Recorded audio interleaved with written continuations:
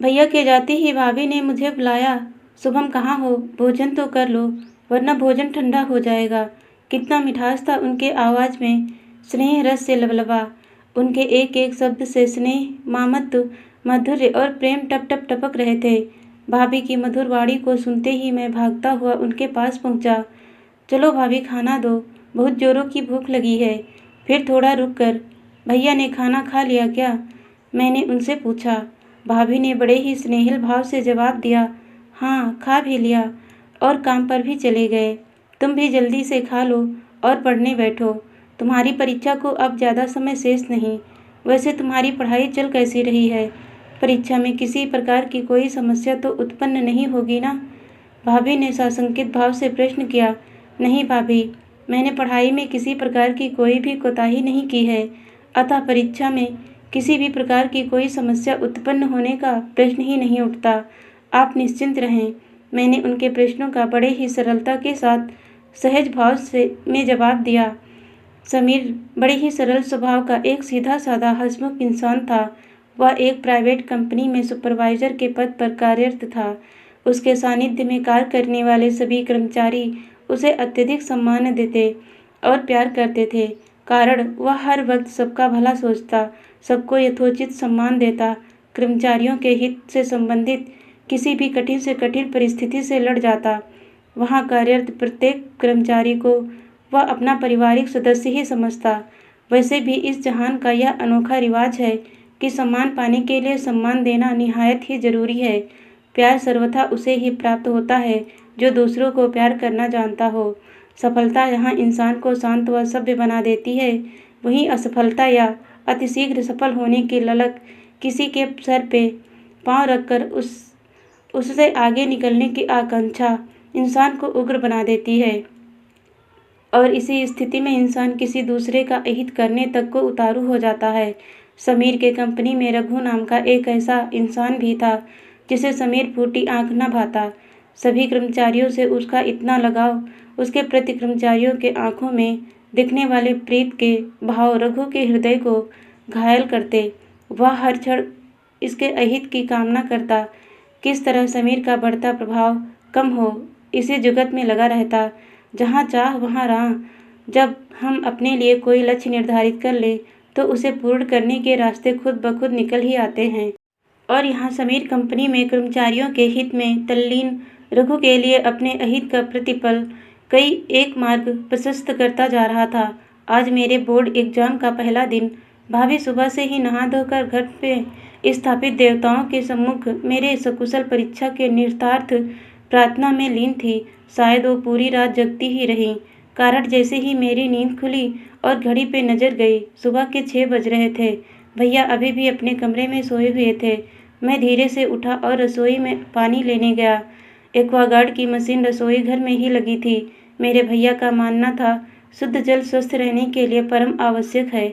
जब मैं पानी लेने रसोई घर में प्रवेश किया तो यह देखकर दंग रह गया कि भाभी रसोई बना चुकी थी और इसी बात से मैंने अंदाज़ा लगाया कि शायद वो रात भर सोई नहीं थी। मेरे पैरों की आहट पाकर भाभी ने पीछे मुड़कर मुझे देखा और मधुर स्वर में बोली, शुभम उठ गए तुम?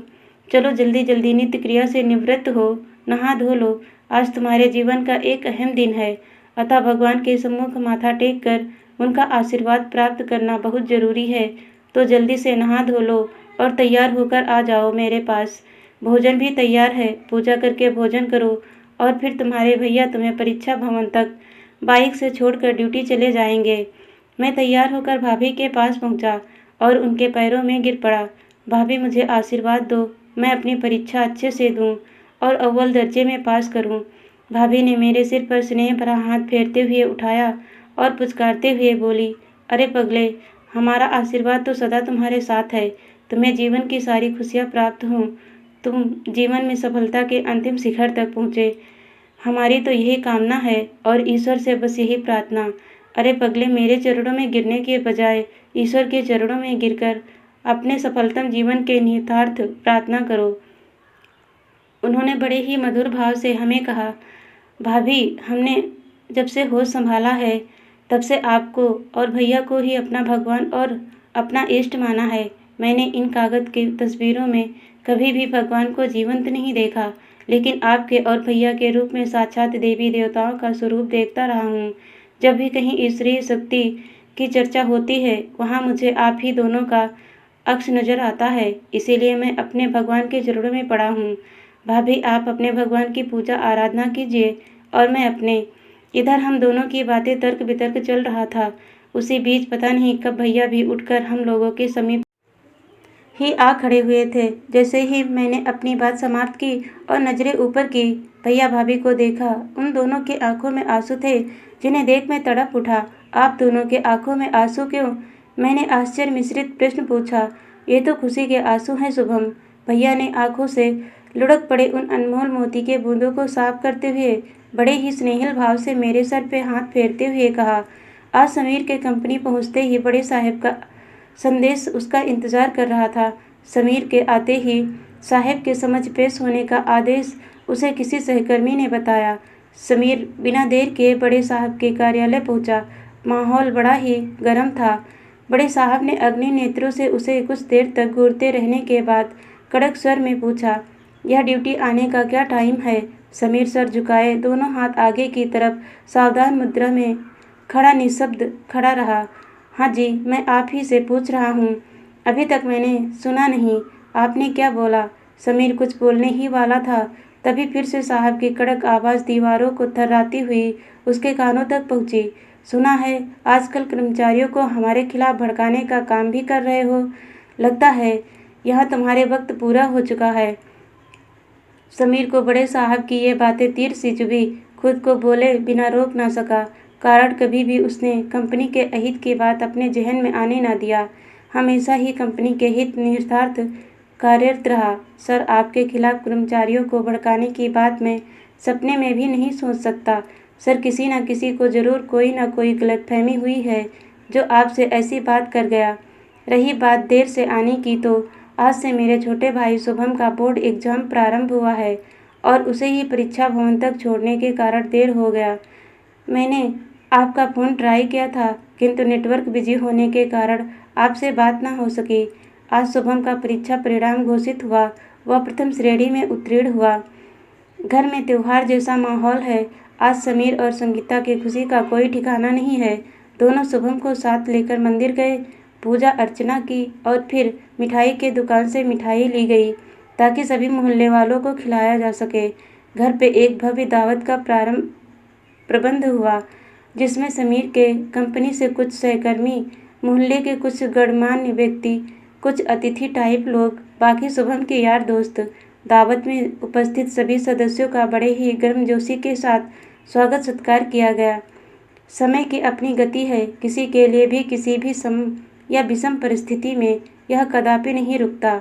यह बदस्तूर चलता रहता है। इधर समीर की कंपनी में साहब से उसका 36 का आंकड़ा बना रहा, जिसका सबसे बड़ा कारण रघु था, जो गाहे बगाहे बड़े साहब का कान भरता रहा। इधर शुभम सफलता दर सफलता प्राप्त करता हुआ इंजीनियरिंग की परीक्षा पास कर एक बहुत बड़ी मल्टीनेशनल कंपनी में ज्वाइनिंग कर जॉब करने लगा। अच्छी खासी सैलरी पर लगा था शुभम के इस सफलता के निमित्त समीर का रोम रोम कर्जदार हो गया था। समीर राघव शरण जी का ज्येष्ठ पुत्र था। शुभम समीर से 10 वर्ष छोटा था।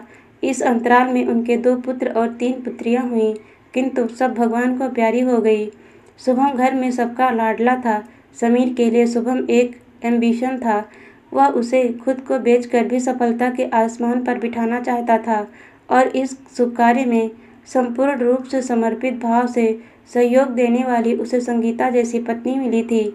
आज शुभम को इस ऊंचाई तक पहुंचाने में समीर का रोम रोम कर्ज में डूब चुका था, किंतु संगीता ने कभी भी इस कार्य के लिए समीर का पथ अवरुद्ध नहीं किया, अपितु प्रोत्साहित करती रही, हौसला देती रही कि कोई बात नहीं, आगे सब ठीक होगा। शुभम अपने ही सहकर्मी हर्षा से प्यार करने लगा। हर्षा भी शुभम को चाहने लगी। बात समीर और संगीता तक पहुंची। खुशी खुशी बड़े ही धूमधाम से दोनों की शादी करा दी गई। सफलता कई मायनों में अच्छी होती है, तो कभी कभी इसे संभाल पाना मुश्किल हो जाता है। सफलता जब सर पे सवार हो जाए तो वह इंसानी मनोमस्तिष्क को बुरी तरह प्रभावित कर देती है और यहीं से इंसानी प्रवृत्ति में लोभ, लोलुपता एवं बुराई का समावेश होता है। जो आगे चलकर विनाश का मूल बनता है। शुभम और हर्षा दोनों ही अच्छी खासी सैलरी कमा रहे थे। शादी के पहले और शादी के बाद 2-4 महीने तक शुभम सारा का सारा सैलरी अपनी भाभी को देता रहा, किंतु यह बात हर्षा को खटकने लगी। वह गाहे बगाहे शुभम का कान उसके भाभी के खिलाफ भरने लगी। पहले तो शुभम हर्षा को समझाता, डांटता, किंतु नारी हट के आगे देवता तक हथियार डाल देते हैं, तो शुभम किस खेत का बैंगन है। आज कई वर्षों के कुटिल प्रयास के उपरांत रघु आखिरकार अपने मकसद में कामयाब हो ही गया। समीर को कंपनी की सेवा से मुक्त कर दिया गया। उसके जगह रघु को उसके पद पर आसीन होने का सुनहरा अवसर प्रदान किया गया। परेशानी जब भी आती है थोक के भाव आती है। इस परिस्थिति में कुछ लोग धैर्य रखकर कठिन परिस्थिति से, विपदा के इस घड़ी से निजात पा लेते हैं, किंतु कुछ लोग टूट कर बिखर जाते हैं। इधर समीर का नौकरी गया, उधर वह हर्षा के प्रतिदिन के चिकपिक से आजिज शुभम ने भाई भाभी से अलग रहने का फैसला कर बैठा। संगीता ने जब कर्जे का हवाला देकर शुभम को रोकना चाहा, तभी हर्षा ने आग में घी डालते हुए संगीता के स्पष्ट शब्दों में कह दिया, आपने जो कर्जे लिए वह अपने फर्जों का निर्वहन, अपने उच्च स्तरीय आवश्यकताओं की पूर्ति के निमित्त लिए, और इतने महीनों से हम दोनों भी तो अपनी सैलरी आप ही को दे रहे थे, फिर आप दोनों ने कर्जे क्यों नहीं भरे। हमें भी तो अपने भावी भविष्य के संबंध सोचना।